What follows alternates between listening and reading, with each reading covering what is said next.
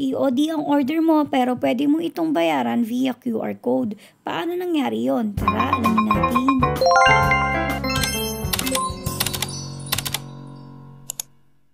So kanina, inopen ko yung Lazada ko at nag-scroll ako. Naghahanap ako kung ano yung pwede kong bilhin. Tapos hanggang nakita ko nga itong sapatos na ito at bigla akong naisip na ito nga pala yung need kong bilhin. Ganda naman to kasi nagkaganito na rin before yung anak ko. Kaya ganito na lang din yung bibilin ko. Pumili lang ako ng size tapos nag-buy now na ako.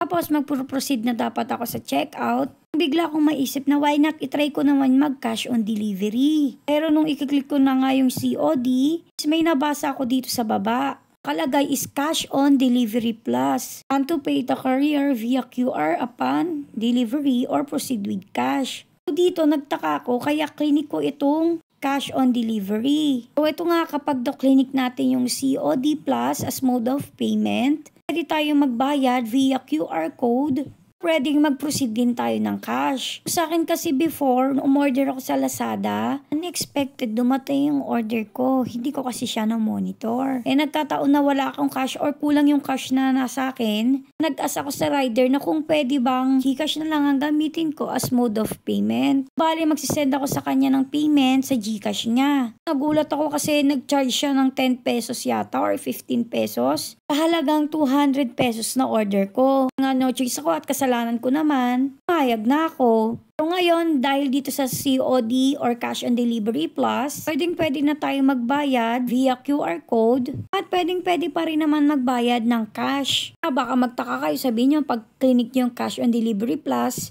QR code lang siya, which is hindi po. Pwede pa rin kayong magbayad ng cash. So yun nga no, sana may natutunan kayo sa video na ito. Thank you for watching. Yun lang.